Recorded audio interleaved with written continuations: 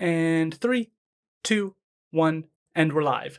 Lucas Simpson, it is an absolute pleasure to sit down with you and get to know the world of art and understand your experience, because I think that it's really important for artists to be able to share their story so that people have a better understanding of how they can kind of follow in the footsteps, but obviously not perfectly. It's important to have that balance and just to inspire yourself with other people's stories. So could you give us a brief introduction? Whoa, hey there, man. Pleasure to meet you. Hi, my name's Lucas. I am a local artist. I've been doing this for the last 4 years, but in the meantime, I was studying at the University of Victoria, studying theater, but never really did much with it. And now I'm a full-time resident here in Chilliwack, and I'm simply here to make some color in this crazy, crazy world we live in right now. People need art more than ever right now, so I'm here to do what I can. Well, that's awesome. And you have an art exhibit going on, and I think we should just start there, and then we'll work our way backwards into where that all came from. Sure. Can you tell us a little bit about the art exhibit? Yeah, okay. So it's simply titled Lucas Simpson. It's at the Chilliwack Cultural Centre, and it runs from now, of course, until March 19th at the Cultural Centre, Monday to Tuesday, 10 till 2. So yeah, you can stop by and see the art that I've been creating over the years. And in the same time, if you're lucky, I'll be in the art gallery actually doing some live demonstrations of my art.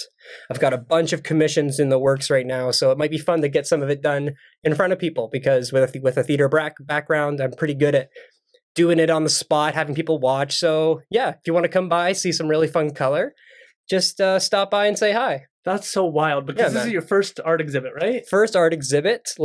So I've been at the Chilliwack Fair that they have down, Heritage Park, I think it's called. So I've been there doing live demonstrations of my work. Like maybe 2 summers ago, I was doing that, then the summer before that. So I'm used to being in the public space with my art, but this is the first time where they've gone, hey, you, out of anybody else, we like what you got going on. We want to showcase it and show the world what you got. And it has been a truly humbling experience, because I've been working so hard at this, and to finally have the chance to really put it out in the front, go, hi, Chilliwack, I'm an artist to be taken seriously. Hear me roar. Here's what I'm about. It's an honor. It really is. How did it all come about? Because that's got to be such a fulfilling moment for you to be able to go from working hard and building up everything you've been doing to move into this more public, more official, more professional environment. What was that whole deal like? Well, it was, it really felt like the hard work paid off. And I'm not done, obviously. So I got a whole lifetime ahead. I've only been doing this for 4 years, and I don't have any formal academic training when it comes to this stuff. So I just kind of picked up a brush one day, decided to get at it. And this is what happens when you work hard, people. It eventually pays off. It really does. Who knows when it's going to happen?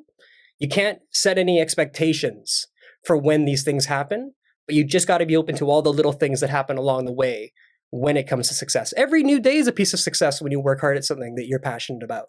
That's just how it is. And so it feels like, it just feels like it makes sense. It makes sense that I've been working hard in something, and I've been getting traction over time, and it just feels like it's time. It's time to shine, my friends. That's awesome, because I feel the exact same way. When I started with the podcast, it was just, I didn't tell anyone about it publicly. I was working on it behind the scenes, just trying to figure out how to do an interview, how to communicate, how to ask questions, doing open source research, trying to get information on the person, trying to make sure that I was a prepared person. What have you gained from this? This has been amazing for building connections and understanding people better, and really understanding where people's origin stories come from. Like, it's such a pleasure to be able to sit down with people like yourself who've gone on this journey and be able to get the story from all of those experiences and the growth and the moments where you're like, I don't know what I'm doing and I'm feeling lost. And then all of a sudden something happens and the person knows where they want to go from there. And hearing that like weekly is just, it's so fulfilling for me, because I'm not artistic physically, but I love a good conversation, and being able to do this and get the response and get that traction and have people on has been such an honor to be able to share people's stories. Hell yeah, man. Well, I'll let you know this now, that a big part of what I do is showcasing that anybody can do art. Obviously that's what most teachers are all about, but don't worry. You got some abstract thought in your head, I bet. So I feel like you could get it out if you really tried. So Absolutely. because like the part of how this started for me was experimentation, maybe doing a little bit of sketching in practice, like maybe 1 hour a day, trying to create so many little things. When I got all excited about this whole thing, when I came home to Victoria when I was studying, I was literally making little sketch graphite pieces of art every single day for like 3 to 4 months. And it just started, like, I didn't have any academic training when it came to like how to draw things. Like, of course, I have taken courses in university that were like basic 101 academic study classes where it was about how drawing basic structures to make more complicated things. But when it came to my own work, it was really rejecting those teachings to do my own thing. So I just did a little bit of something over a long period of time. You eventually learn your own things and you get comfortable within your own styles of how you want to get something out. And then it just goes from there. That's amazing. Can you tell us a little bit more about the exhibit? How was everything set up? Did you get a call and somebody was like, hey, we've seen what you've been doing? What was that whole process like? Well, I knew that they were looking to find somebody to fill that space because right now there's nothing going on at the Cultural Centre. No performances, of course, right? So they wanted to get just something happening. And so, yeah, I just got a call saying, hey, by the way, we're hosting some form of like a submission for artists around to show off their work. And, I sent a few of my pieces off, and I was the youngest person that they selected for this because the other people were like university professors and like people who've been doing this their whole life. And I got chosen because I guess I offer something special with my art. And it's so as simple as, hey, we think that you would be the perfect match for showcasing young artists in our city.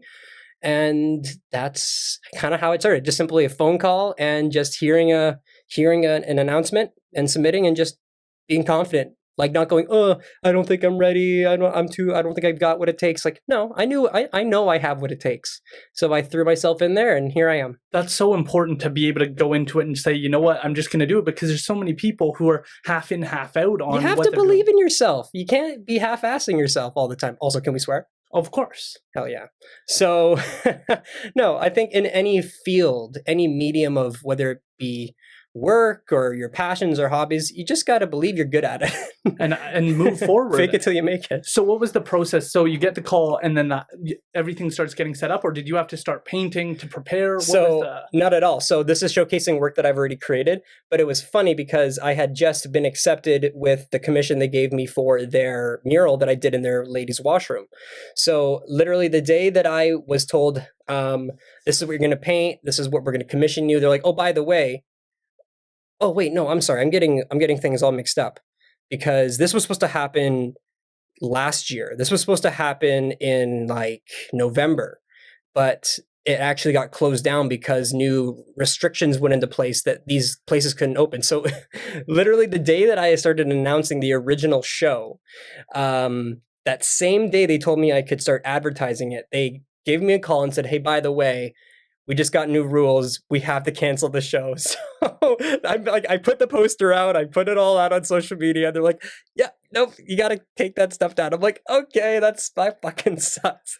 But it was a blessing in disguise because people saw, oh no, this dude just was about to have his big moment. It got canceled. Now how the community really came towards me and really wanted to support me. So I did my first ever mural in somebody's home, and that was really fun and impressive. And then I got stuff done when it comes to getting other mural stuff done. So I am going to be doing a piece down on Mill Street when the weather's warm again. And then I did another one at the Cultural Centre. So I wouldn't have had these opportunities to do this stuff if it weren't for that original show being canceled. So yeah, when they said, hey, let's get you to do a mural in the ladies' washroom, that day they said, oh, by the way, we can reopen your show. Let's get it started next week. So on top of getting the mural done, doing other commissions on the side, and now I have to get all my art back again, get the show going. It was like 2 weeks of just a nightmare of just micromanaging every little thing. So this work is showcasing stuff that I've already created, but actually it's featuring some pieces I did in between the one first one being canceled and then this new one. So it was hell, but I'm really proud of it. So the like how it's organized is I have my landscapes on the outside walls. So there's like a moving wall piece in the center of the gallery that features all my abstract pieces of art that inspired the landscapes. Now, because I'm more known as a landscape artist, I really wanted to showcase the work that inspired that stuff. So it's just showing, hi, I'm Lucas. I do abstract art and I do landscape art, and I mix the two sometimes. And that's what it is. There's no theme to it. It's just, here's everything I offer. And so actually on the first few days, what happened was I had people come in and go, oh, so who are all these artists? And I'm like, nah, man, this is all me. Because I guess I'm so diverse in what I paint that it felt really nice. People were going like, who did all this? Wow, that's got to be such a positive experience. It was so much. It was just fun. That's awesome, because when you work hard at something and you're able to share that, and then people are like, this must be multiple people. It's like, nah, it's all me. I've been working hard at this and I've been trying to put different ideas together. Yeah. What inspires the landscaping and... Well, so the landscape art started as, how can I take what I've done with these abstracts and really push it? Because at this time that I was creating landscapes, I was studying a lot of art history. So a lot of learning about the Impressionists and the Post-Impressionists, just learning about their color theory, their light theory, how they were, interpreting the world around them. And I was just really inspired. But like, hey, you know what? If they can do it, why can't I? And so I took the styles that I've been creating over my abstracts and I just applied it simply. And because I've had already done so much sketching, it was really easy for me to interpret trees and perspectives and stuff like that, because I was already pretty natural at sketching freehand. So it just kind of came together naturally. But as of now, like, I do love making landscapes, don't get me wrong, but it's what people love. And, at the end of the day, we all got to make a living somehow. So the landscapes they are still passion projects without a doubt, but I'm doing perspectives that other people are inspired by. And I'm taking their inspirations, maybe going to the location, or they send me a photo of what it is they want me to do, and I just go from there. So yeah, the landscapes started as passion and they still are, but it's what I'm known for right now. And so that's the way I'm commercially doing my work right now.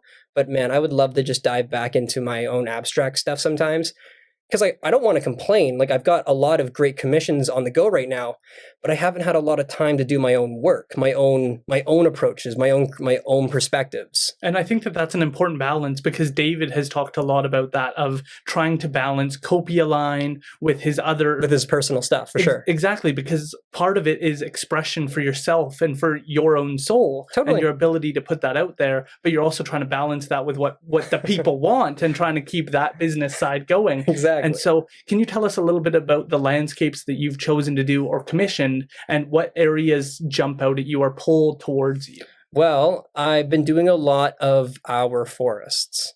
People go up on Teapot Trail, they go all around this area, and they just love our evergreen forests. So that's what I am most busy with. Like, the one that I'm working on right now is actually like an evergreen forest abstract piece. But I mean, I love it too. I mean, one of my favorite things to do in my own art is studying trees and going, like, you don't have to look at a tree and get every single branch correctly, because art is random, so is nature. So forests are the most abstract forms of, expression in the natural world. So it excites me as much as anybody else. Yeah. But that's what I do, yeah. I really appreciated that when you were on the AC podcast. I appreciated the discussion of how trees can just jump out at you as I need to go climb them, and I need to interact with this world. And when you go up elk or when you see those things, it's just, when you just stare into a deep forest, you're like, wow, this is different than what I'm used to when you're walking down the street. Yeah, everything's, I don't know.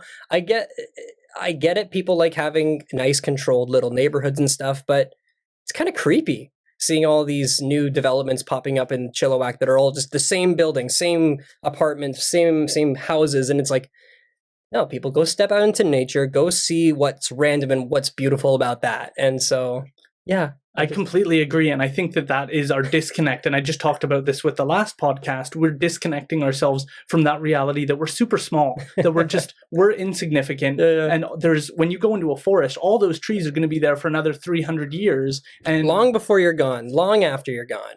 Exactly. Yeah. And you have to grapple with that. But if you live in a city and you never leave that little community, you start to forget that you're finite, but the rest of the world is not. But I feel like people who move to Chilliwack are like love nature, because you look at what's all around us and just what we have to offer for nature. It's hard to not get lost in our trails and our forests. Exactly. Right? And I think that we have a lot of good people like yourself and like people who post on Living in Chilliwack who share videos and portraits and photos that they see in our community. Mm-hmm. And it gets like 1,000 likes and it just gets this phenomenal response that brings people together. Yeah. So can we move a little bit into where you started and how this all came about? Because from my understanding, you weren't always an artist, and this is something that you've kind of moved into, and now you're comfortable within the space. So can you tell us about how this has all come about? Yeah, well, so when it came to what are your hobbies? What are your passions as a kid?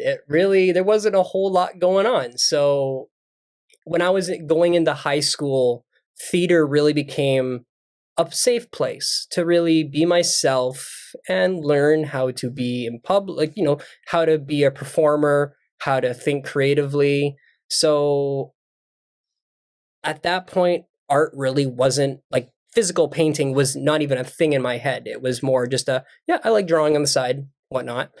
But where did it start? So theater started with me as like the thing that I want to pursue.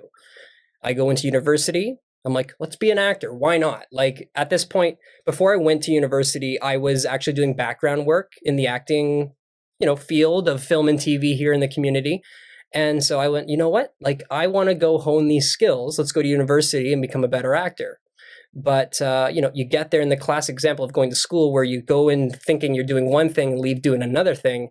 That's what happened for me. So halfway through my degree, I started falling out of love with theater for no other reason besides it's just not where my creative journey ends. And I don't know, some of the things they do to teach kids acting at this program that I went to, it was just like, they didn't really teach you. It was more you had to be good already to get accepted into their acting program. So if you weren't a good actor, then you're not going to get into the acting program. So that kind of sucks when you think you're like, I'm here to learn, not here to prove that I've already learned something. So that already is really disheartening for me. So I just kind of passively started doing theater. Like I still finished and got a theater degree, but I started going like, what other things could I be doing with myself? So like what happened was halfway through that identity crisis, what is life? What is going on with myself?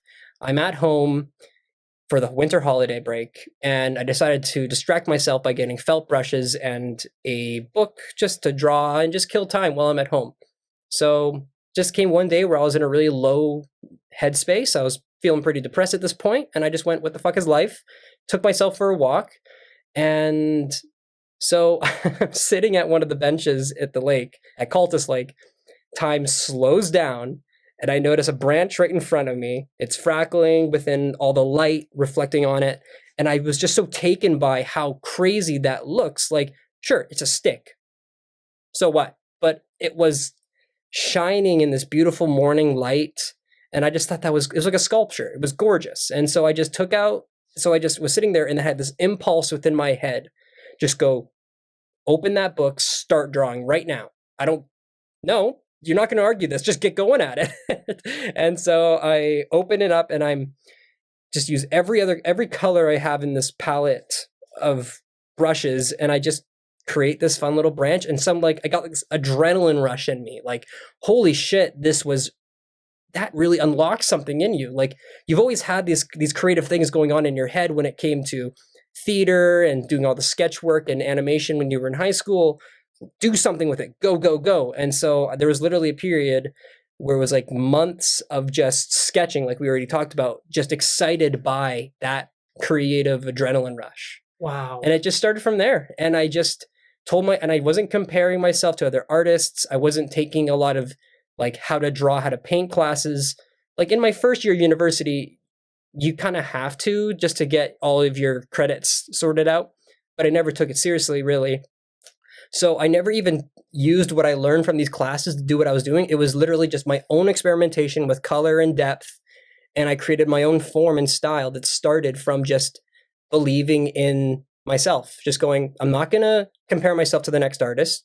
Do your own thing, because that's how you carve a niche for yourself. And now here I am. Well, I think that that's so important, because I think university is a valuable thing for people to pursue, but you're right, you can get in there and you can realize that what you're there for is not what you're meant to do, but that's okay as long as you start searching for what is. And I think university is a good place to go and try and sort those different ideas out. Because university isn't about studying something finite. It's like it teaches you to be excited about learning something new. Because it's not like you're going to get out of school, go into a field of work in something exactly what you studied. It proves, no, a degree proves that you have the ability to listen and follow direction and get and learn anything. So like what? You go to a new job and they teach you how to do the job. University trains you to learn quickly. So if who's ever out there listening right now, following a degree that you're not feeling very passionate about, just go, no, embrace the study. When you get out of there, you take those skills you learned at studying, you can apply to literally any job. And you got this. I completely agree. And I think that you're a good example of that, because we can get caught up in this idea that we're supposed to go become the actor and we're supposed to fulfill that definition of what we said we were going to do. Because like what happens, like you go to school in your early 20s. Your early 20s is not everybody, but most people go to school after they graduate high school. And there's, you know how much growing somebody does mentally between the ages of 18 and 25? You become a whole different person by the time you're in your early 20s than you were in your late teens. So of course there's a chance that you're going to come out of it thinking differently than you did going into it. So if you're feeling like you are oh man, I'm doing something wrong here.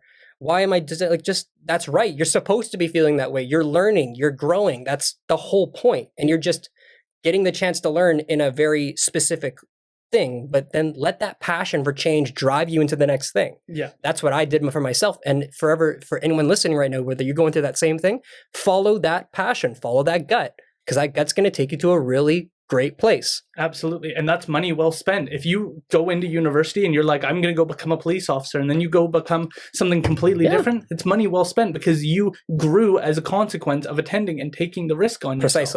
Precisely. And so I'm so curious as to how that you start painting and you start sketching and start playing with these things. What was that like to kind of taste it and kind of go, wow, this is something that I'm going in this whole new path?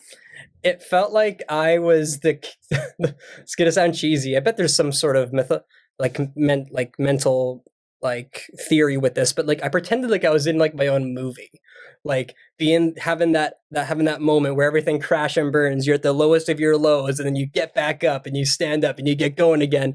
That's what it felt like. So it felt like I was living in this moment where like, this isn't who I am. I got to get out of here. I got to escape. And drawing was my escapism. And like, I still loved theater. Don't get me wrong. I still studied it with a passion.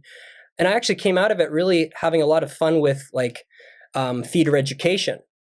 And so I took a lot of applied theater courses in my final years, which is applied theater is basically educational theater. You're using narratives to teach a group on whether it be something social, something personal, and just teaching growth. And just kind of even being in those classes, learning about what it takes to teach someone something kind of taught me something about myself when it came to changing things about me. Right. Yeah. You seem to have you're a very strong communicator. And thank you. I didn't think I was for a long time, so I appreciate that. Well, and I'm curious as to what you got out of all of that education in regards to theater, because that's where I feel like you're very good with your communication skills. And so I'm just curious, did that play a role for you? Well,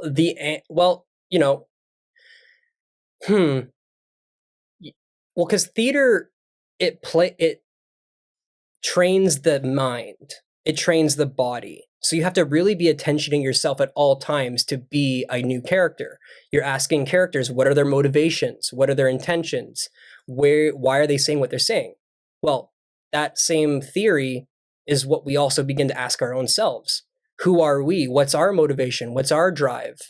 And so just, I really appreciated that. It really, for those who don't really have a lot of personal identity, acting embraces what you don't know and teaches you to just give in to the emotion sometimes in a productive way, of course. And that really does help awaken a lot of personality in a lot of people. So I really honor that by just taking that and aggrandizing it into my artistic theory. Like I was, oh, what did he say to me? I had an acting teacher that really set me off. He said, be more authentic. Like when he was like, we were taking a course in acting for non-majors, and he said, I don't think you're being authentic enough. I want you to be more authentic within the self to act. And that pissed me off so much that I went home and I did my first painting on paper with black brushes. Maybe someone who's looking at my Instagram right now, it's like this hunched over, swirly black mess. Actually, my friend ended up buying it, but like it's called Be More Authentic. And it was when I embraced the brush to, instead of, I moved away from the sketchbook and I went to paper with paint. And I actually thank that acting coach for pushing me to be more authentic, because here I am being more authentic. What was that whole process like? What did you take that as? Take that statement as? What did you think of? I mean, of course, with acting and that, you don't take it personal, because he's not telling me, hey, you suck, get better, as like being who I am. He's telling me, no, be more authentic in the character that I'm playing. But I was in a really sensitive headspace that day. I took that personally, and I was like, he's telling me to be more authentic with myself. Fuck that guy. I'm going to move from sketching to painting. Fuck you.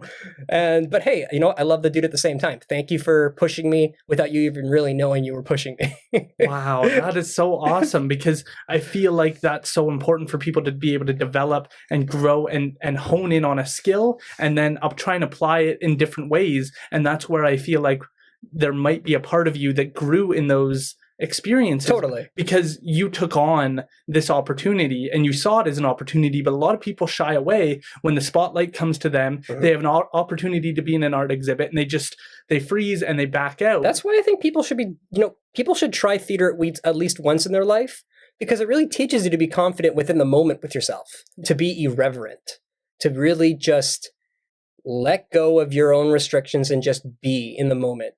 So yeah, to any one of those who are kind of thinking, hey, who am I, whatnot, try some theater. Get out there. Maybe study a monologue. Put a camera in front of yourself. Be that character. You learn something about yourself every time. Absolutely. And figure out what your why is, because I think that is something that a lot of people miss out on, because we get so much direction from our culture on, you should go to a university, you need to get a good job, you need to get a paycheck, you need to get an RRSP, They don't teach you how to be a person, they teach you how to be a slave. Yes, to other things, and not to figure out what motivates you and what gets you passionate about something. Totally. And the passion you have for art, it comes across. Like, it's not something where you're like, well, yes, and then I took the paintbrush and then I did this. It's energetic, and it brings something else to the art itself. So can you tell us about what it's like to go and try and paint something, to go and see something and try and take it apart? Because I don't think that I can get into that mindset. I can only see it through your lens of looking at it. And David did the same thing when he starts describing, I see this and I'm looking at the texture of this. I don't see things in that lens. So it really is interesting to get an artist's perspective. Okay. I'm not sure if you can see it off to the side of me. Okay. Actually, no, it's not this bad example. Is there a camera on you? Yes. Okay. So I want you to look at your styrofoam right now. Okay. Okay. And you see the sparkles in it, right? Yes. What do you think those sparkles are? I have no idea. It's light. It's light bouncing off of little irregularities within the surface. Anything on a surface, it's being played with by light. And that's what the Impressionists were studying, the study of light. How does it hit a surface and create something unique? So a texture is simply light playing with the surface. So, a tree, or let's see, you got any tree? I don't think I have any tree. Okay, no. So the grain here, okay? No one can see this, but he's got a bench here. He's got a little surface here with some wood. It's a wood stool here, sort of thing. Actually, no. You know what? Screw it. That's a bad example. Here we go. This is better. So all these lines are grooves within the tree that are kind of bending into it, creating little bits of shadow, right? Creating this texture. But so like for me, that sounds so weird. That sounds so weird. Okay. That's not really going to make a lot of sense for anybody who's listening right now. Okay. Let's try to create a visual image for the listener. You're looking at a tree, okay? An old growth birch tree or something like that. That trunk is its bark is irregular. It's got the grooves and the bumps all within it. The texture you see on it is created when little bits of light are hitting and are casting little shadows within that surface, creating just fun texture work. So that's what I play with. I play with aggrandizing on that approach to color. How do I bring out the most in that bark? I know that. No, it does make sense, and I think is that making sense? It does make sense because it's so hard to explain. It's hard to explain, but it's also not a lens that most people see things through, so it can feel weird to explain it. But it is enlightening to see what you see in something. Because if you asked what I saw when I went on up Elk Mountain, I'd be like, I saw some trees, and that is the level of analysis that I offer. I want next time you're hiking, I want you to get as close to you can to a trunk. You're gonna look goofy. But who the fuck cares? You're in a forest appreciating it. Get up close and really just appreciate the weathering on the trunk. The textures that are being created by the wind and rain constantly smashing at this thing over decades, over hundreds of years. And you really begin to appreciate that stuff. And that's what the work became for me. When I was in Victoria, I'd go on these really nice long walks, and I would be inspired by the texture I find in rocks, the texture I find in branches and trunks of all the trees, because they have Gary oak trees in Victoria that are just on every street, and just the way the branches would twist with each other above the sidewalks and whatnot. It's hard not to get distracted by it. So my texture work, where I do a bunch of fragmented brush strokes, I'm not sure if you've seen any of my work, but like all these fragmented brushstrokes are inspired by the looseness of those textures found on all of those surfaces. Yeah. Wow. That's where it gets so deep though. And like being a law student, I get used to the legal perspective on things and viewing things through. Like, why is that guy standing on that dude's property for too long looking at a tree? You should probably move on. But I think, I think it's just important to be able to play with different ideas. And that's why it's so great to have artists on like yourself, because you offer a different perspective from what everybody is kind of used to. I think when you're watching Netflix or you're watching YouTube, you're getting a pre-decided idea on how things should be, because everything's kind of set up in the scene, and they're not getting you to focus on one thing and go out into the world and start hunting for uniqueness in the world. Because everything moves so fast now. We got YouTube videos where it's like 3 minutes of your attention, move on, moving on to the next thing. It's this, with how much is being thrown at us, we're forgetting what it takes to appreciate the slow time, the slow bits of the moment. So it becomes awkward to look at a tree for 40 seconds. People think that's a little too much time, even because of people sitting just on YouTube and just being fed stuff that has already been experimented with. And you're seeing the final product. You're not seeing the hours of editing, the hours of getting perspective or getting concept art ready to go, with whatever it might be. So yeah, I agree to that. I agree that people just need to take a little more time, slow down, and just appreciate the world around you. What are the benefits you've seen from that? Because obviously if you go out and you're looking at trees and you're interacting and you're trying to figure out what you want to move forward with or what's jumping out at you, what does that bring to you? What benefits do you experience? Because it sounds like meditation. I was literally just going to say, it feels like a form of meditation, and just going like, we're all connected. The whole world around us is connected, and take time to appreciate what is essentially a part of your existence as well. And people forget to do that. People think it's lame. People think it's silly to just stop in the moment. But no, do it, please, because that's how you form an appreciation for the world around you. And like, art really brought me out of a dark spot in my life. Just being depressed, an early 20s kid, figuring out what the hell is life. Art became a form of meditation and excitement for the next day. Like, what am I going to discover on my next walk? How am I going to surprise myself in my next piece of art? Instead of worrying about the next assignment or the next expectation in my life, thinking on focusing on something so minimal in the grand scheme of things, but really lines up to being one of the most important parts of your day and your life. So take time, find any form of meditation, and that really does help essentialize what you need to get done and how to take care of yourself. Because like acting, it's focusing on the self. Meditation is focusing on the self. Where am I feeling that achiness in my shoulders? Where am I feeling tense? Relax that. That's what art is for me. Where am I feeling tense in my head? How can I relax that through painting, through art? So, I mean, art doesn't have to always be good. Just get out something, just use creativity as an impulse to just relax yourself into anything. And right. Yeah. Just express yourself. Just express yourself. Can you tell me about what was going on in your world? Because it does sound like you were carrying something during that time. And I think for other people, for listeners, I think it's important that we share just what that weight was like during that period of your life, because then it can help them have the motivation to realize you can be in a dark spot, mm-hmm. and then you can end up having an art exhibit, mm-hmm. and being able to share something completely different and be in a different spot in your life. Well, I simply wasn't taking the best care of myself, to put it quite bluntly. I had always had a little bit of a weight issue, always thinking I'm too fat. I mean, that comes from being bullied as a kid for being the fat kid in school. That really sat with me for a long time. And so I went through a period where, oh, this is going to be on the open. All right, I don't care. This is what it's all about, right? Yeah, absolutely. I went through an eating disorder. I got really skinny, really fast. Over a summer, I was doing a landscape and gardening gig, very physically demanding work leading up to this painting revolution for me. And I got really skinny, and I really like that. As soon as that job's over, you go back to school, suddenly you're sitting all the time again. You gain the weight back. And I said, how can I counter that? So I just simply started cutting out. I mean, to be fair, I did cut out bad things. I cut out the sugar. I cut out pop and pizza and chocolate and all that stuff. And I started eating just really like lean stuff, like unseasoned chicken with rice and veggies, getting back to the basics. Like, in a sense, I was in the beginning eating healthfully, but then I got addicted to losing that weight.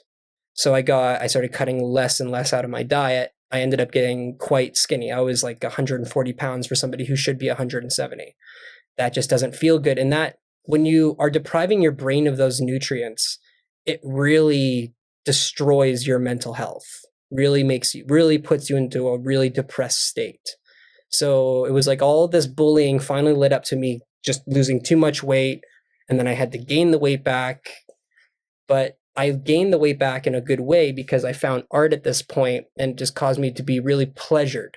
I was really excited about sitting and painting, and nothing beats sitting with a nice meal and painting. So I gained the weight back well because of art. So yeah, if you're struggling with that right now, people, just, weight fluctuates over your whole life. And you just got to embrace that. It flows. Weight flows much like your mental health. You'll have good days and bad days. You'll have skinny and fat days, but who cares? That healthy weight is a construct of society. So don't let it push you. It pushed me. But I mean, use that depression to fuel the next good day. Yeah. Use that, because I don't know, when I was going through a depression, I had all this anxiety in me going, just do something, get out there. Why are you sitting on the couch all day? Like, we all have those bits of us eating away at each other when we're not doing something we should be doing. But that one day you just decide to go, fuck you, brain. Let's just fucking do it, even if it makes us uncomfortable. Because the biggest thing I learned was get comfortable with being uncomfortable. That is how you get yourself out of those bad headspaces. Absolutely. And I went through a very, very similar thing. I was working at Dairy Queen. My nickname at work was Chubby Chicken Man, because one of my coworkers I think he saw me with like a chicken sandwich or something and decided that would be a good nickname.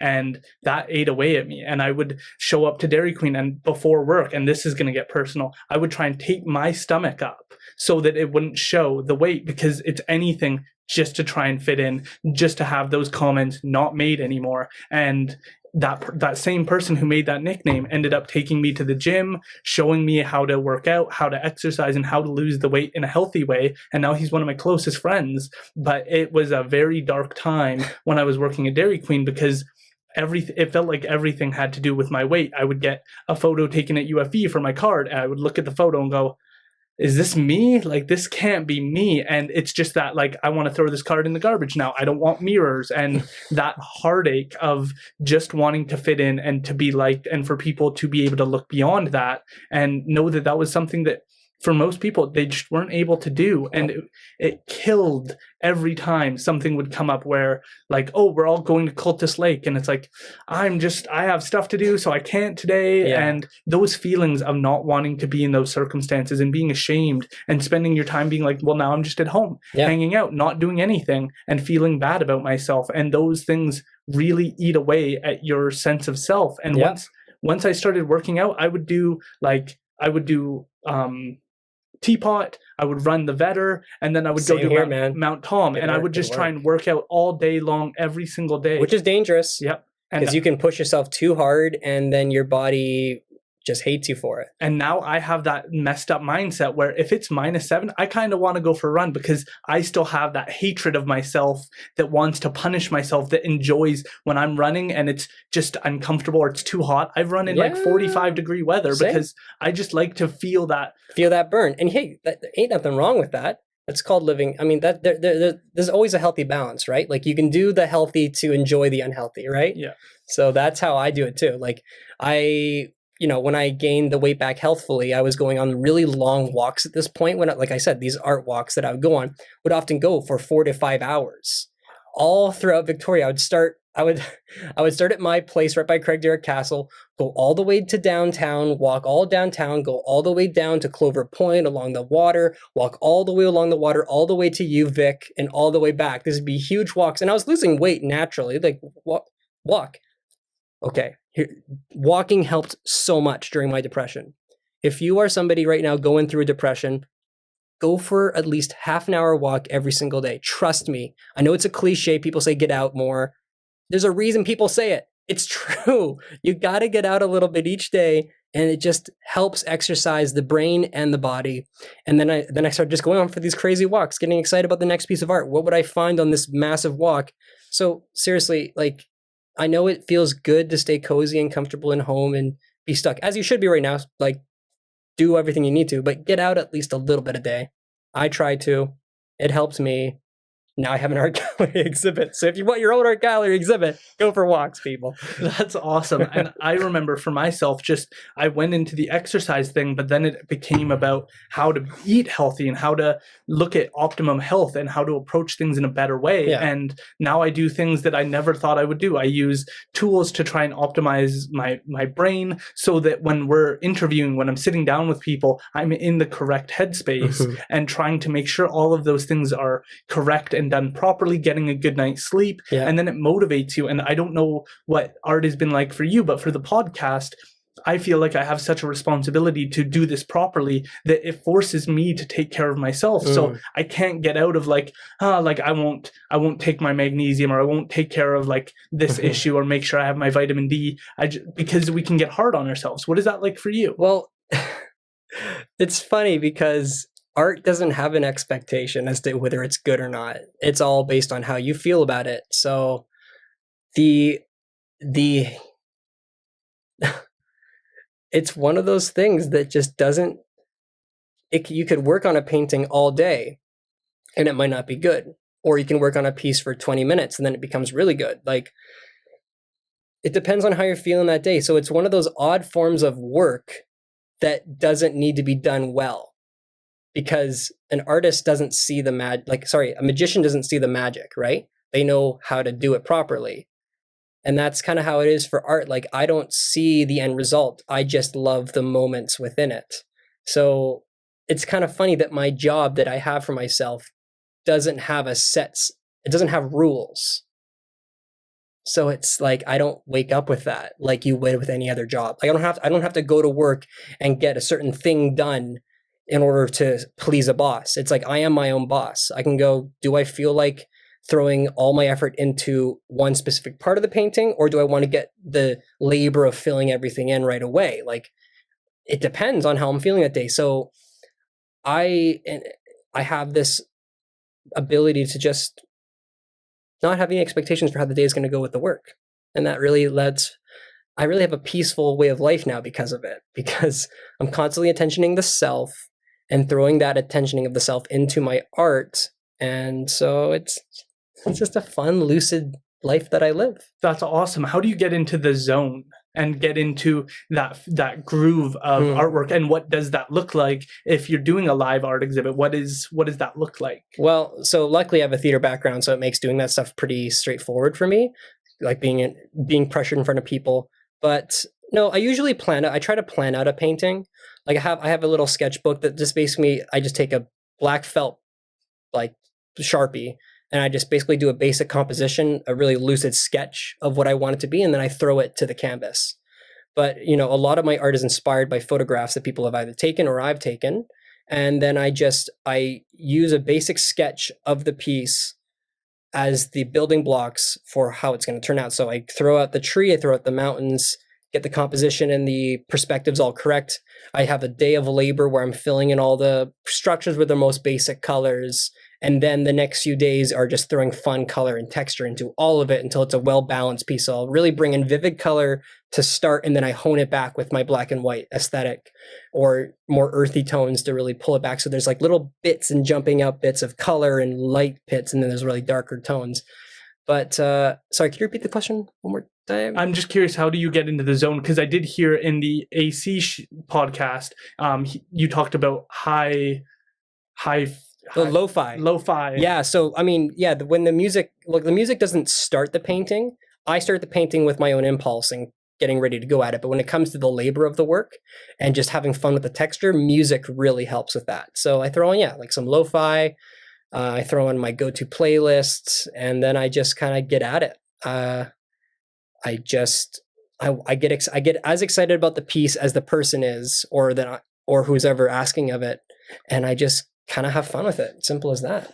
That's so cool, because I think that for like when I went and looked up that lo-fi music to figure out what you guys were talking about and actually enjoy it, and I was glad that he also brought it up and played it on his podcast. It was really cool when he did that. I thought it was dope. Yeah, and because it is something I had never heard of, but when I heard it, I was like, this would be good for a walk. This would be good for trying to get into the zone, because it's quieter, it's easy to have in the background, and it's not too intense. It's not, and you're not listening to words or lyrics.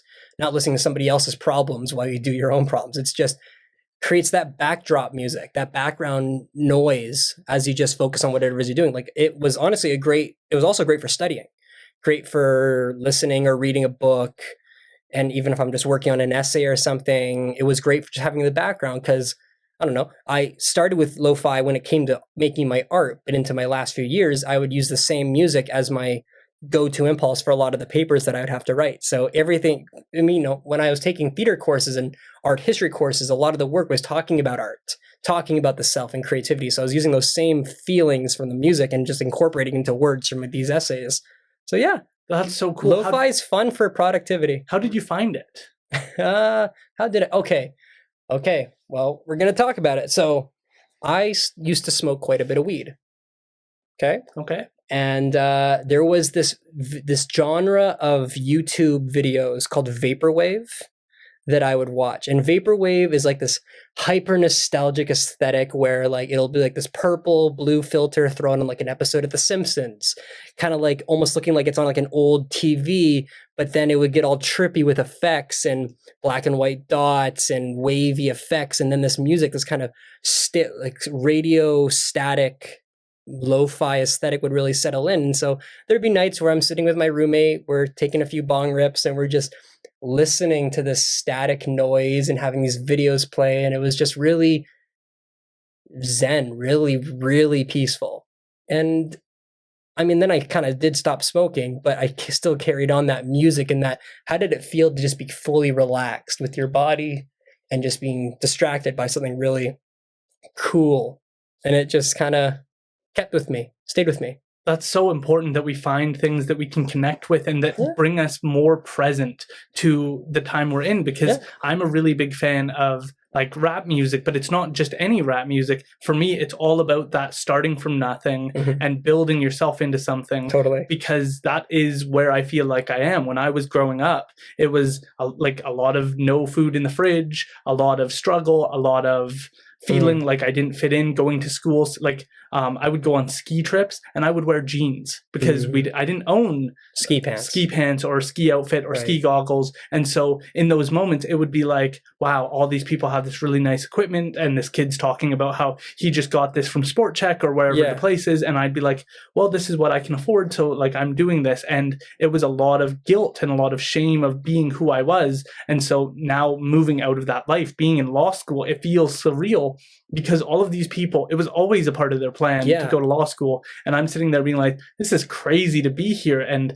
to have the opportunity to learn about taxes when a lot of my community doesn't know about tax. Most people don't know about taxes, and I have the opportunity to learn. Was that why you wanted to go, to really give yourself a different life?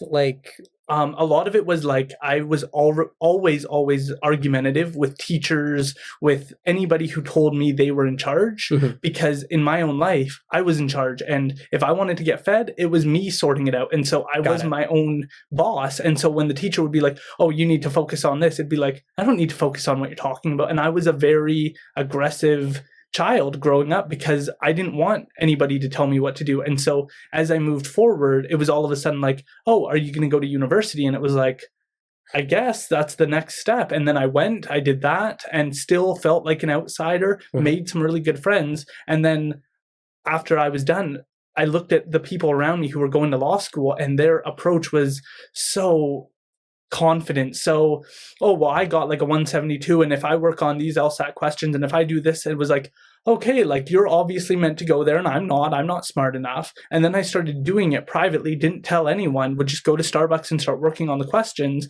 And I was like, you know what, I think I can do this. And I'd write the test, and it would give me the results of somebody who could get in. And then it was like, okay, so I think I'm going to do this. But I've always tried to approach law school by telling people it is not as elegant as people make it out to be, that lawyers are not different people. They have a different way of viewing the world, just like how you see a tree. They have this perspective that's really useful in certain moments. And people rely on us because we can see into things differently than others. Absolutely. And that's what I think you hire people for. You hire the artist because they see something in the tree my naked eye can't. And you hire a lawyer to deal with your problem because they see things within the wording and within the documents that you can't see. And so being able to be here has been such a wild experience because I'm starting to get that acceptance from people that I didn't think would know who I am. It's almost like you are an artist within the abstract of society. Yeah. A society is abstract, and so is art, but you have found a way to create a language within it, much like an artist finds style within their brushstroke, to organize the chaos.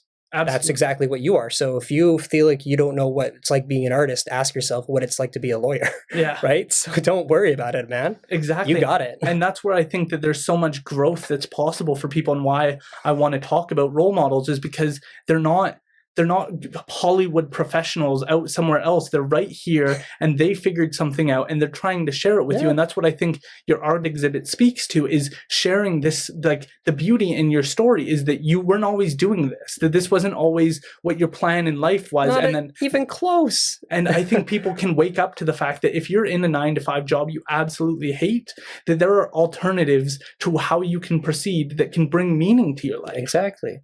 But I mean, some people don't get the opportunity. Like, I was very lucky that I had incredibly supportive parents that let me go to university, that let me pursue art. So a lot of people don't get that luxury to do that. But I just still think that art can be a part of your life regardless of how you live your life, because it doesn't take much to pick up a pen and a brush and just do it.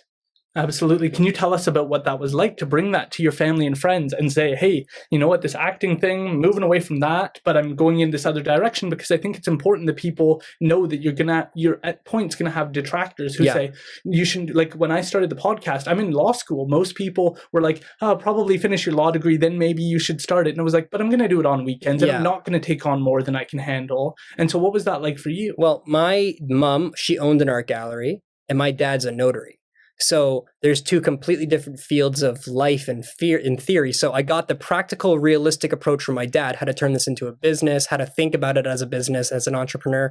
And then I had my mom driving that passion for creativity, because she also was an artist. She also paints here and there. So I had two really well-balanced looks at how I can take this life into a productive one. And I mean, you know, like when I started getting, in my opinion, good at what I do, my dad was also like, whoa, that's really good. Like, you should just keep doing it. Like, okay, you just sold a painting? That's great. Let's see if you can sell 3 the next month. Because he's all about, how can I turn this into something productive and profitable? And it definitely has become something quite profitable. And I thank him for pushing me, because my dad's such a great role model for just how to be a supportive father. Like he really understood. Like he's not an artist. He doesn't think that way. But knowing that I could think that way, and it was a way that he couldn't approach it, maybe he's impressed, but that I could do something that he couldn't. And so for him to see me do it and then do well at it, he probably was like, oh, he's living vicariously through my work. Maybe I'm the artist he wishes he could have been if he spent more time with it. And then my mom, of course, she used to own an art gallery. She sees what it's like to be a serious professional artist. And even this exhibit, she helped organize it, because she's so used to hanging work beside each other. How does this work hang on this wall? Maybe we should try this color combination from this painting and beside this other one. So I'm very lucky that my parents are as excited about it as I am. That is awesome. Can you tell us more about what that was like to grow up with an artist? Did you always have that just as an aspect of growing up, or? Well, so my mom had the art gallery when I was in late middle school, early high school. So at this point, wasn't really thinking about art. But at that point, I was starting to go, whoa, these artists are making quite a bit of money, and they're sitting on these walls. Like, whoa, artists can be professional? You can be a professional creative person? What the fuck? And I just kind of was like, okay, that's cool. Maybe one day art's a thing. Who knows? I had no idea at the point. I just thought it was cool that people could. How can somebody do that? How can you make money at something so random and so abstract? You're just throwing color on a piece of paper, and you're making money at it? That's crazy. And I just kind of went, okay, whatever. That's just not for me at the time, but go you. And then now here I am, eating my own words. Like, yes, you can. If you just try hard enough, people love art. So just keep at it. And just share that with the world. Just share it with the world. Because it's not, at the end of the day, it's not about making money. It's about being excited by an approach, being abstract. Because like the whole concept of, how do you, like, who am I? What am I here to do? What's my purpose? That's what you should be answering before you answer, how am I going to make money? Like, of course, you got to do one thing to support the other. Like, I have a job on the outside, as you know, a Kopialine, that helps support this job on the side. Absolutely. Well, let's start talking about that then as well. Yeah, Kopialine. That's a fun little project that we got going on here right now. I know you had David on, right? And yes. So that's his whole thing. Yeah. Yeah. So I got involved during the pandemic when it really started happening. I was working at a place. I quit. I was going to work somewhere else, a startup here, another startup, and then the pandemic hit. I didn't even get one job. I didn't even get one shift. I was fired because they just couldn't afford to have anybody on the team. And so I was kind of like in this mode where I was like, okay, I've got nothing going on. I have no job. I have Trudeau paying my bills because of the CERB. What's going on with my life? Help me. And so one of the owners of Kopialine reached out to me, saw that I was doing art. They were trying to expand their team and went, hey, we need an artist. Do you have any experience with digital art? I'm like, nope, not at all. They're like, great, we'll train you. And now I'm their digital vectorizer for their job. So David will sketch something out. He'll send me the sketch online and I vector the image and I clean up all the lines and I help create the end result you see on paper. He sends me the colors that he wants.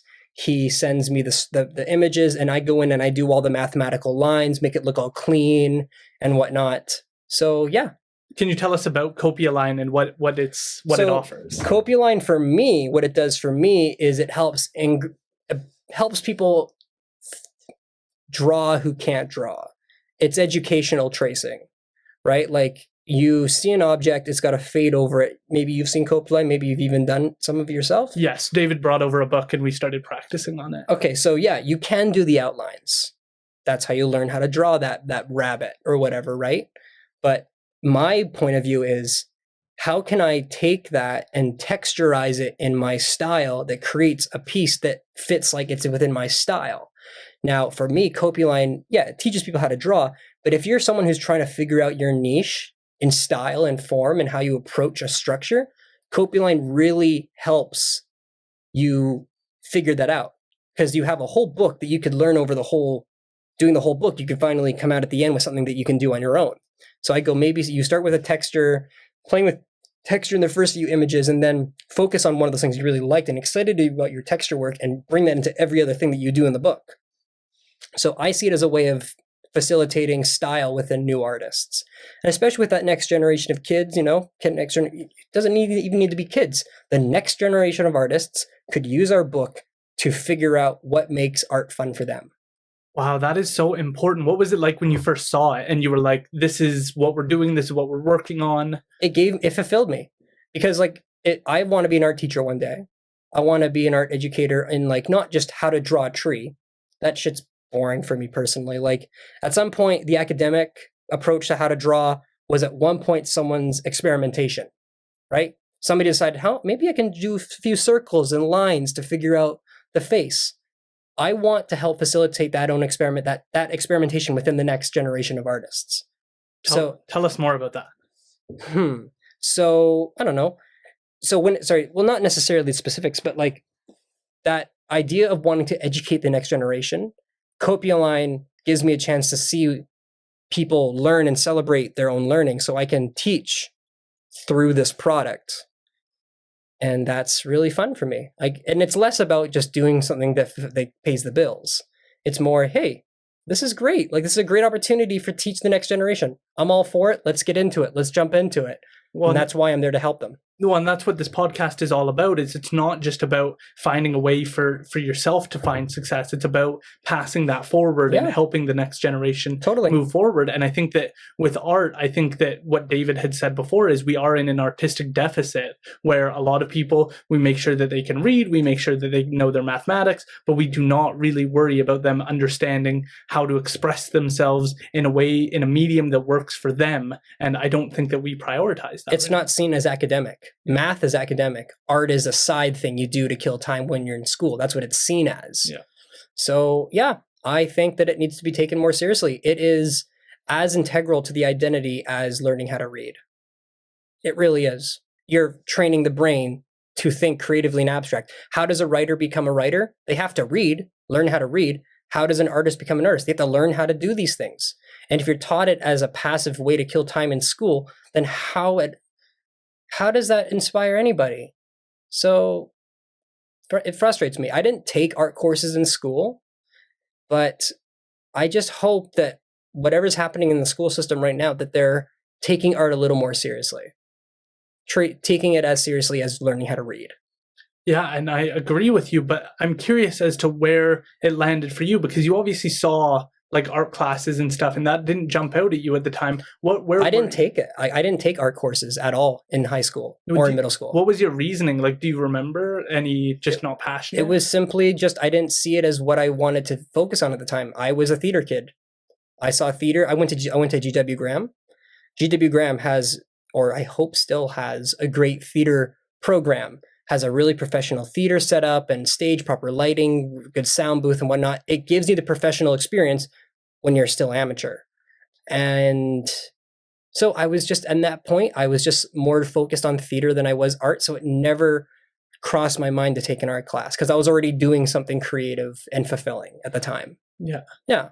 I'm also curious because like artists, and David also represented this, and as do you, is this ability to express yourself in a lot of different ways. And I think that that is something that a lot of people miss out on, and a lot of people don't know how to express themselves in a meaningful way that actually says something by the end of it. And I think that being able to look at things with different perspectives and see the beauty in things that everybody else misses is something that I think we need to talk about more, because a lot of people are just looking at things. And when you say this is just a desk, most people would say, yeah, it's just a desk. There's nothing about it. Mhm. And I think that that's where we miss out on a lot of the depth in the world, because so many things are infinite. You could draw the same tree all different times of day and it's going to look completely different. And I think that waking up to that and being able to share that more and more with people is so important within Canada, because I feel like right now, I feel like Chilliwack is going through like an art revolution where hell yeah, it is. Where we're really waking up to it. And so what has that been like for you? Because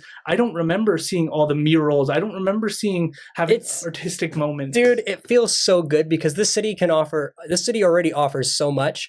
And Amber, she's in charge of the Bookman. She's been a big part of making these murals happen downtown. And I've had the opportunity to work with her to do murals. And just seeing her drive for bringing color into the downtown district is such a inspiring thing to see.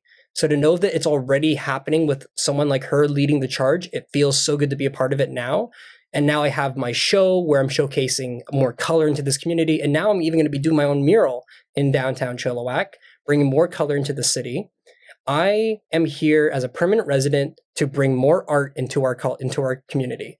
I'm not sure what I'm going to be doing in the next few years to help that happen, but you best be damn sure you get used to my name. I'm going to be here making a name for myself here, making sure that this city has color, inspiring that next generation, being here for them. That's what I'm here to do. That's so important. Like that message, we don't hear. How often do you hear people talk like that and have that energy? Because they don't. That's why we need it. Yeah. And Amber's one of those people that has that voice already, and I'm here to help support that and give it my own to say as well. Wow. Where did that start to come in, where you were like, you know what, this isn't just, I'm not just doing this on the side. I'm not just doing this I want to share this and I want to change how our city approaches these topics. Because, well, before I moved back to Chilliwack, I was creating art and people were really liking what I do. And that was really inspiring. Like for my core group of friends back in Victoria, I think it was pretty nice for them to see someone in their group really push themselves. And maybe that was even inspiring for them. And now I have this chance. I've moved back to Chilliwack. How can I do that for the community? How can I give back with color? And, I think the younger generations right now are looking into the self more than the previous ones. So a lot of them have a lot of mental health things that they're working through, social and physical stuff. So many people these young kids are focused on the self so much, and art is such a beautiful way to celebrate the self that I want that to be the next thing. Like these kids can be walking through downtown, see these murals and go, whoa, that's crazy. I want to do that. I can do that too. And just being there for those who are like us, Absolutely. How do you think social media plays a role in this? Because I do think that the depression rates are going up and anxiety and these struggles are going up because we're constantly comparing ourselves. Totally. But for you and like for sharing art, I think that is an important tool to try and pull young people away from the screens, because everything about social media is designed for your eyes to move towards. And that's what's fun about being an artist, is because it can be on social media without being toxic. Yeah. Like it's just, hey guys, take a moment out of your day to look at a pretty painting on Facebook or Instagram, and then go back to being and comparing yourself to all these other people. But, of course, we all went through those phases of comparing ourselves to people on the internet. But because art is such a personal exploration, I forgot what it was like to compare myself to other people in that way. Because like I was doing something different. Like my Instagram and my Facebook aren't just selfies and vacation photos and stuff like that. It's now just art. So I'm already different from everybody else on the platform because I'm not doing that stuff. So then I have no reason to compare myself. So I turned my Instagram into a passion page. And if people are worried about comparing themselves, turn your page into a passion page. Start doing the things that you love on those platforms And then you begin to love yourself, because if you're always on the social medias, constantly looking at things and looking at yourself, start looking at yourself in a positive manner. Maybe make a whole new Instagram devoted to your passion and just focus on that, and let the personal be the side gig. Let the passion be the first thing, yourself the second thing. And that starts to help. Maybe it starts to help, because that's what it helped me do that. It helped me become confident in myself, because you have to start thinking you're doing things differently. You got to believe that you're doing it better too. Absolutely. And I did the same thing with the podcast. I was just talking with Kim Gemmel about this, that I originally would just take photos, and I don't know what I was trying to tell the world about who I was during those periods where I'd take a selfie and be like, oh, like going to have my muffin or whatever I was talking about at the time. But then when I started the podcast, it's like, no, this isn't, I don't care about the personal page anymore. How do I get this message out there? Because it's so hard. People hear role models, people hear these terms, and it's hard for me to explain what the podcast is about, because it's 3 hours and we go through everything, or at least I try to go through everything with the person, so that a listener can go, I really feel like I understand where Lucas is coming from, what his mission is, where he's trying to take this, what his personality trait is, all of that within 1 3-hour podcast. It's like, it's hard for me to explain that. So it's constantly trying to approach it differently, say different things, and bring in more personal aspects so that people understand. But then I stopped caring about how many likes I got, because it's about the message. And if it reaches one person, that's better than reaching no one. And it's not like you're in a newspaper and the newspaper article is done within a week. This shit's always on the internet. Be long after you're gone. Think about how many people that's going to bring in over your lifetime. Same with art. Art is with me beyond my death. It'll always be something people can look at when I'm gone. The amount of viewers our stuff, our mediums of art are going to take in over the next bits of history is crazy. We can't even conceptualize how much it might bring in. So we're lucky that we have a form of art that will always be around. We're on the internet. That shit's always on the internet. That was one thing you said during the AC podcast that I just thought was brilliant, because you're right. Van Gogh lives on in his artistic He's expression. still alive. Yeah. We're still talking about him like he's still living with us. Yeah. What is that like for you? I won't even know how it feels. Maybe I'll be forgotten when I'm dead. We all do. There will be one day where someone says your name for the last time, and that's a scary thought. Yeah. That's why I do something with this that will always be. So it's a form of, why are we here? What's going to happen when we die? And I think people ask that question because they're worried that they're not going to see how the world goes, but they forget that you still have an impact on others. Your kids will remember you. Your kids will then pass on to their next. They will die, and then their kids will remember them. Your legacy is what lingers. And I have captured a way of doing it that shows my identity as a legacy. It's a lot, right? That's a really deep thing, because I think with artists, what you paint, what you put on the page, if somebody buys that, they take it home, they're going to pass that on to their kids. It's going to be in their house for the good and the bad. They're going to pass on. They're going to inherit. They're going to give it. They're going to inherit. Someone's going to inherit it, maybe. Like, it's a weird thought. It's trippy that I've essentially immortalized myself without sounding too egotistical. It's true. Like, now my art even exists on the internet. Long before I pass, it'll still exist. So it's a weird thought, man. It's weird. How do you approach that now? Because it seems pretty clear that you're approaching this with the belief that you want to pass these things on. When I create art, it's because it's such a moment thing. I try not to think about how it finishes. Yeah. And that's how people shouldn't even look at life. You shouldn't look at life as how it's going to end. Focus on what you're doing now. That will make it fulfilling. Like when I talk about how I look at art like it's a painting. I look at it like how each day you add a new brushstroke, a new tree, a new whatnot. I'm not thinking about the next day. I'm not thinking about the next tree. I'm thinking about that tree in that moment. And at the end of it, I'll have the opportunity to look back on it. But you shouldn't try to look forward too far, because you're going to exhaust yourself with things you can't control. So that's what it is for me. Okay, well, and I'm curious as to what you want to do over the next couple of years with things like Kopialine, with things like this art exhibit. Do you have a direction in which you're really excited to go in over the next couple of years? Really pushing myself aesthetically and stylistically, doing larger canvases. Maybe because I think my texture really translates well to murals. I'd love to keep doing more murals. That shit's so much fun. And because I feel like I really do a good job at capturing our nature in BC. I'd love to maybe tour through the province, looking at different provincial parks and doing art for the park boards or for community groups within those parks, and just being a part of celebrating the nature that won't always be here. Like, how many trees are getting cut down all the time to build new subdivisions, because BC is going to be a place for climate immigrants. When the world around us is losing their natural world, things are getting too hot, BC is going to be one of the most temperate places to be as shit gets crazy around the world. So we're about to see so many people come into our communities, and our communities are going to get larger, good, but the natural order, like the trees and the forests, will slowly, inevitably get smaller and smaller.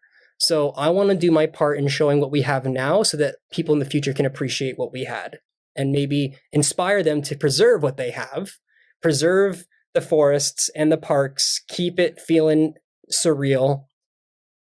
I want to be a part of doing, I capture beautiful forests, and I want people to preserve these beautiful forests so I can continue painting them, so future generations of artists can continue painting them. So if you're asking me what I want to do, maybe it's down that road. Here's the thing. I just started this career. I have no idea where I'm going to be in the next 5 years with this, because I didn't think from 5 years ago I was going to be on a podcast talking about my story already. My story's just fucking begun, my friend. I'm just getting started. That's fair. And that just reminds me, how you said that about the trees just reminds me of Tentree trying to give back and make sure that those trees are replanted and brought back, because it is about making sure that that is available for the next generation. Can you tell us a little bit about the murals that the mural you created? So I have done a forest mural in someone's living room. Someone took the chance on me, let me do that, and I've created a little forest landscape in their living room. They don't have a TV there. They have my forest with their fireplace, so it's like a little campfire within the forest, and that was a lot of fun. I did a mural for the Chilliwack Cultural Centre women's bathroom. So unfortunately, only a certain percentage of the population gets to see it, but still, it's kind of fun having a mural in there, because, when you go to the cultural center, that's where, it's a big place for exposure to the arts. And what room do people interact with the most when they go to this building? They go to the bathroom. So that means my art is the most on display at the cultural center. So I love that stuff. That's wild, because you think about it, and that's going to be there even when the art exhibit's over. Exactly. For decades. What was it like to get that opportunity, both of them, to have somebody call you up and say, I want you to come into my house and I want you to do this on my wall? I was like, it's about damn time. I know what I'm doing is good. Because listen, man, I might sound cocky. You kind of have to be in this field of work, because it's such a focused, it's such a personal thing that you're doing. You have to believe in yourself, which means I have to be confident in my work. Yeah. So I know I can tackle a landscape on a wall that's crazy big, that's bigger than this room combined with all the walls. Yeah. And then to go to an entire stretch, like, I'm not sure if you've been to the cultural center, but their bathrooms have these huge walls, huge long horizontal walls. That was challenging, but I did it because I knew I could do it. So, and then this next one I'm doing is on Mill Street, one of our more popular hubs in the city before that new development happens downtown. I know it's already happened, but I'm right by the Harvest Cafe. So it's a pretty popular spot in the city. And so I'm going to be doing a really fun evening forest piece that I've submitted my concept art to the Chilliwack board, and I hopefully that gets good. But like Amber is the one who helped me do that stuff. She's the one who put in she's like, I believe in this kid, put some concepts together, and I'll approach the Chilliwack board and see if we can get it. So hopefully that gets approved, and it feels good, man. It feels like I feel honored that I've worked hard at something that people can appreciate, not only on little pieces of their wall, but like as something that's a part of the city. Yeah. Like, it's not like I'm painting onto something you can take it off easily. No, I'm going onto a wall outside, which means it's always going to be there until the building's the owner decides to paint over it, or they break the building down. Yeah. So it's going to have a big legacy. That's got to be so much excitement to be able to start to share that with Totally. the world and know that people are going to walk past this and be able to consume that culture and be reminded of the trees again. Be reminded of what the city offers. Yeah. What is it like to work within that community, to work with Amber, to work with David, to have this small community of people who are on the same wavelength as you in terms of building a better community? Feels like I'm not alone in that same voice of what this community needs. Yeah.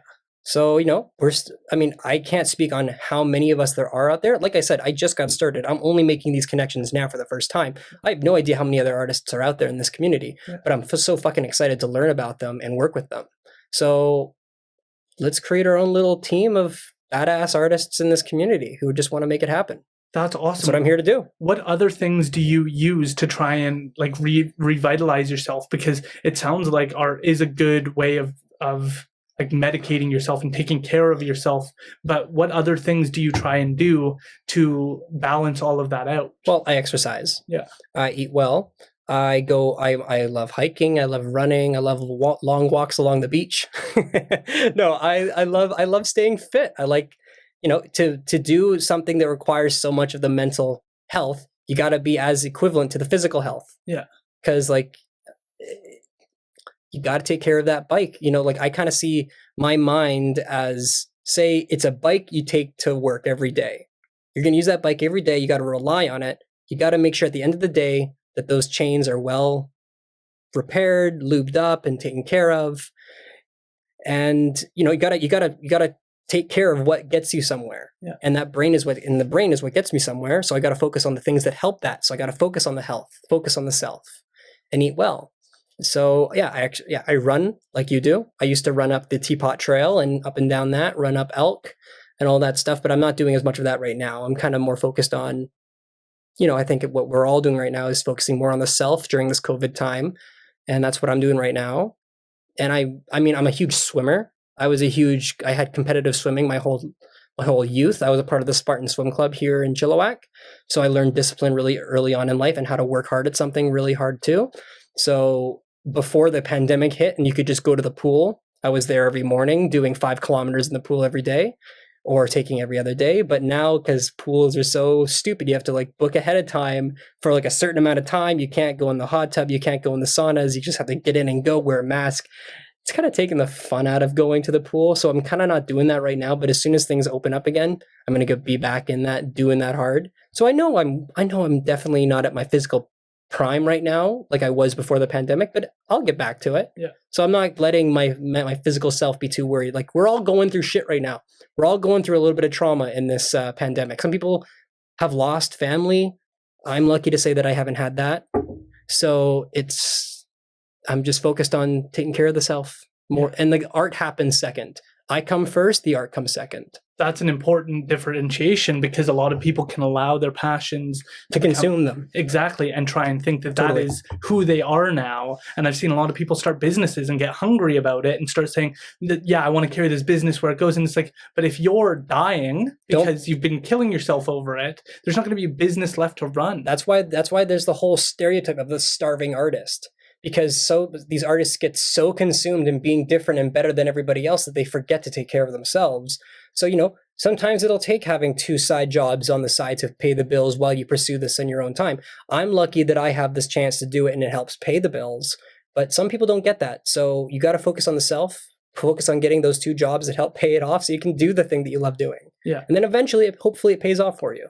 Yeah, where are some of the places that you enjoy going? Because to me, like businesses here? No, like places to visit, like for scenery, for views, because I think it'd be interesting to get your perspective on, you were in Victoria, you're interested in going to different parks. And I'm just curious because for people who are interested in going out in the world and saying you know what, today's the day I'm going to go for a walk. Where are some places that jumped out to you that were this isn't just an everyday walk, this is something special?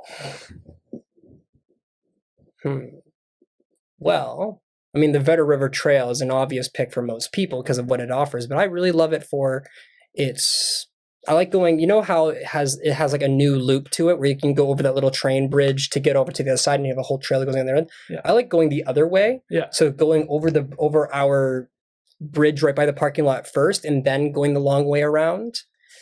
But I mean, it's not the most. I mean, it's an inspiring trail, but it's not where I'd go the most for inspiration. Where would I go? I mean, Cultus Lakes area is without any comparison is one of the most beautiful parts of our area. Yeah. I mean, that's where a lot of my inspiration for my work started. You know, it started on that lake, looking out at that branch on the lake, and a lot of my more well-known pieces are of the lake. So I'd recommend going to the lake, being inspired there. But is there anywhere in Victoria? Because you talked about the old buildings, and I feel like that's something that Chilliwack kind of misses. We don't have that. Except for whatever they're building down there has some pretty... In Garrison? No, downtown. Like what they're developing there has like that little bit It's got that Victoria vibe, doesn't it? A little bit, yeah. Yeah. Okay, so in Victoria, I would go to Beacon Hill Park. That's a beautiful area for just looking at the old growth forests of that area. Just the neighborhoods in that area, like Moss Street was... I lived at the top of Moss Street. Do you know Victoria? No. So there's this area called Craigdarroch Castle. It's a city very close to the downtown area. It's one of the most touristy spots. I lived right where the double-decker buses stop to unload people. So I'd go for a walk by Craigdarroch Castle, go down into the area behind that. So between Fort Street and Clover Point, there's this beautiful area of just all these little neighborhoods with so many of these funky little trees with little foresty walkways and streets. And I love walking through that area. So if you're in Victoria, head down Moss Street and just go down any which right and left street you see. It's gorgeous. What do you think of the legislature, just out of curiosity? And just like how... You mean like how it looks? Yeah, and the aesthetic and that style. I've actually painted it. Really? The only time I've ever done like on-site art, like painting something that I'm there in. I took one summer I was sitting in their massive park, the massive grassway, sitting with a canvas painting it, and tourists would come by, look at what I'm doing, take photos of the art and stuff. I think it's a beautiful building. I think it's got beautiful architecture, and so that whole area is gorgeous. Victoria is a gorgeous city because it feels old. It feels like an old city with newer parts, but it's like, I don't know, every building has charm in that city. And I feel like a lot of cities lose that to skyscrapers and downtown like buildings and stuff. Like there aren't very many tall buildings in Victoria, even if it's the capital. And I think that's special. I agree. And that's what kind of frustrates me, is because I wish we had more of that, because that sense of... We don't have a single escalator in this city. Do you know how crazy that is? I didn't know that. We don't have an escalator. That would make sense, though. You're right, because we don't... Yeah. We don't have these big buildings. Yeah. We have elevators, sure, but our tallest building's a hotel.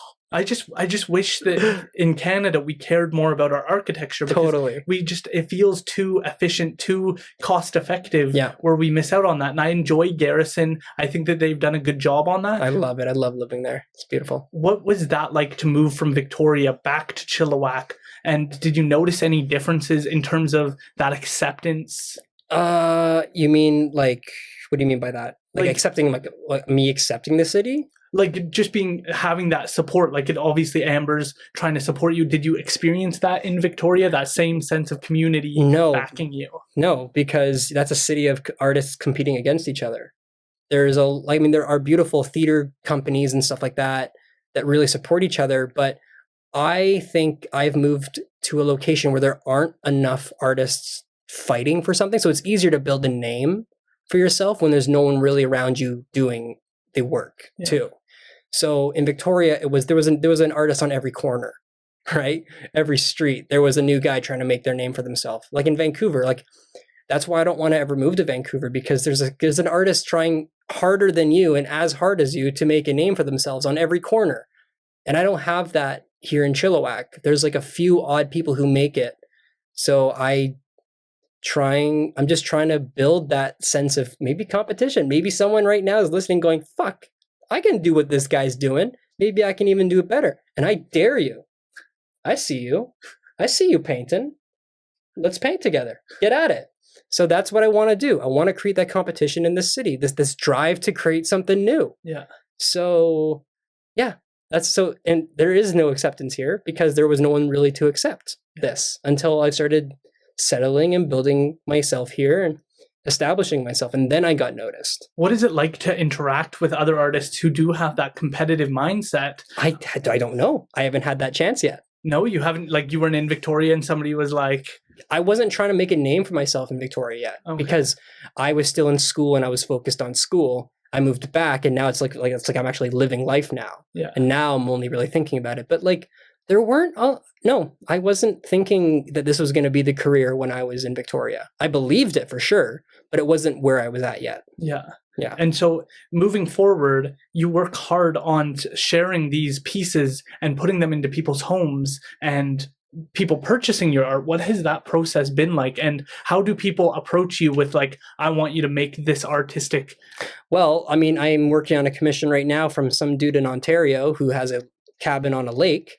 And he just, he found me through my website, through listening to one of these podcasts.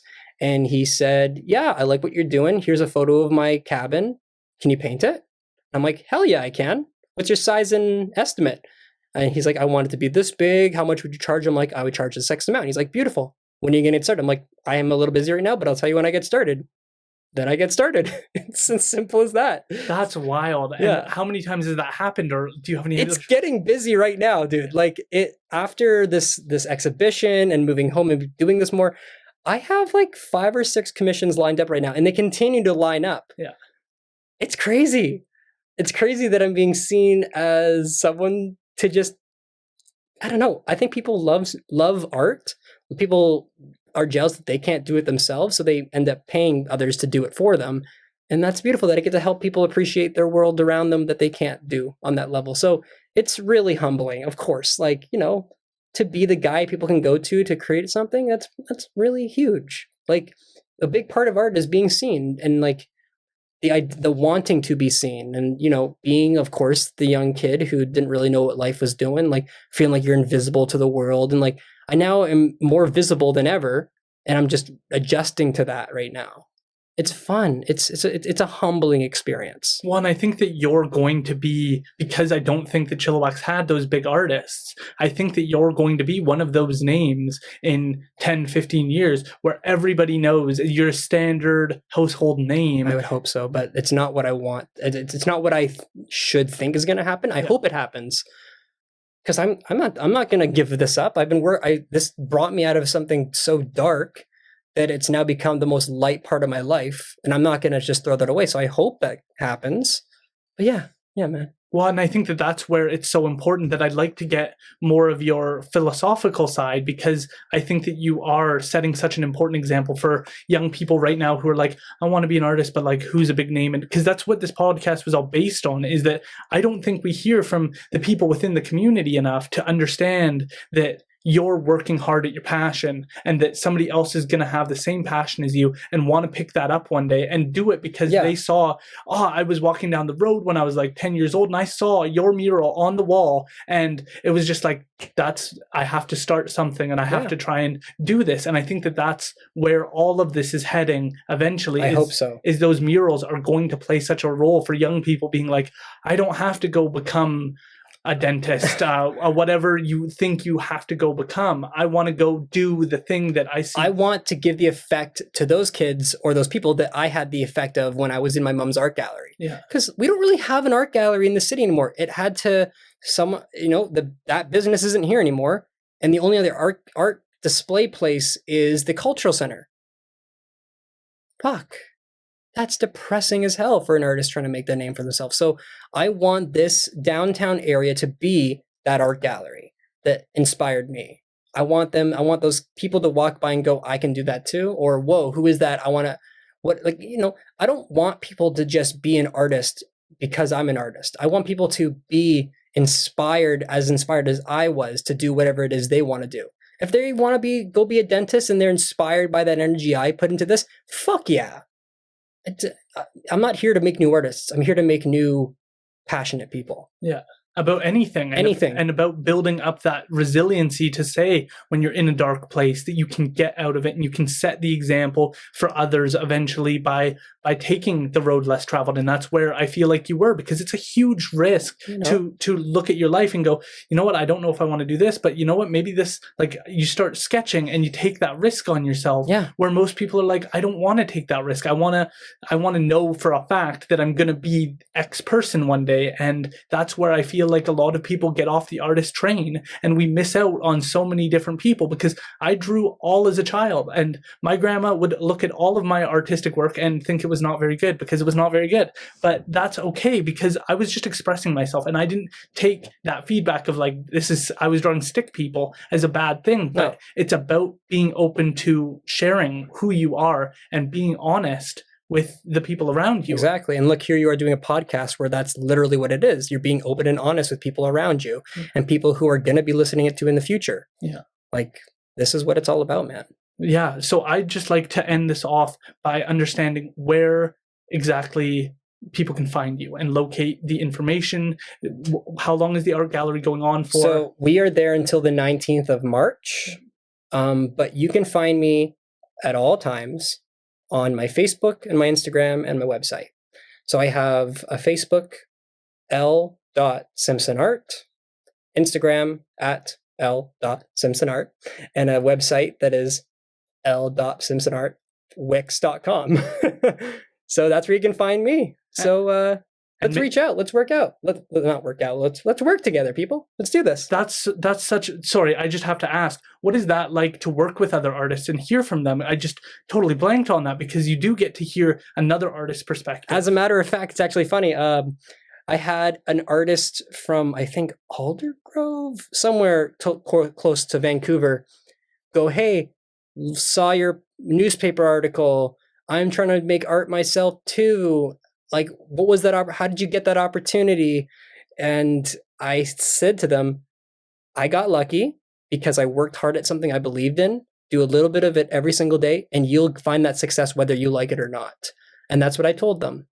And they're like, I really needed to hear that. Thank you. That is so important for people to hear, not just artists, but everyone, to understand that if you work hard at something, it can only pay off. Yeah. It's never a waste of time.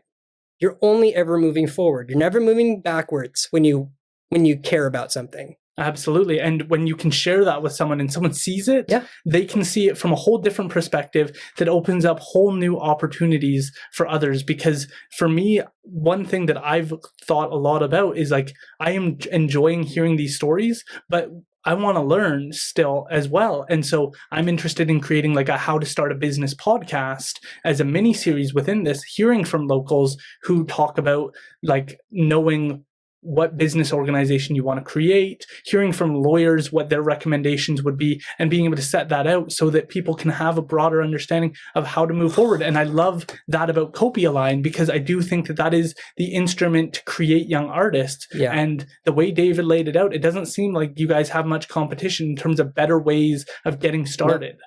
So, I mean, to answer that question, to make it about that business perspective, never, in my opinion, who am I to say? I don't own a business, but I've only seen what it takes to be a passionate person. Never go in with art even, never go into it for the money. If you're going into it for the money, go get a job. If you're not into it for the money, you're into it to help somebody or help some community with a product or an idea that you have, that's why you get into it in the first place. Don't just do it for the money. Go get a job if you want money. Yeah. Do this to make a life for yourself and a life for others. And that's what jumped out about me about how to start a business, is because for Indigenous people, like a lot of my community members, they don't understand how to start a business, who they would need to contact if they had an idea. Mm-hmm. And there are, to me, a lot of Indigenous artists who just don't know where to go, how to start something unique and how to find their own path. And so to me, it's important that I try and get those tools to those communities where they've been stuck and they've been stagnant and they're hesitant on where to go and they don't have information on how to do things. And like a lot of our world is just based on asking the right people the right questions. And if you're living far from like businesses, you won't know how to start businesses. You won't know what ideas, how to approach it, and how to do things in a more cost-effective way. And not being able to ask people is, again, the reason I started this, is because we never get to hear from the artists unless we do something like this, where we get them in a room. Most conversations are private. And if somebody asks you, hey, how did you do this? You'll tell that person, but that doesn't hit the mainstream. It doesn't reach me, a person who doesn't know much about art. And I think it's important to address those deficits in knowledge. Well, look, I started somewhere very small.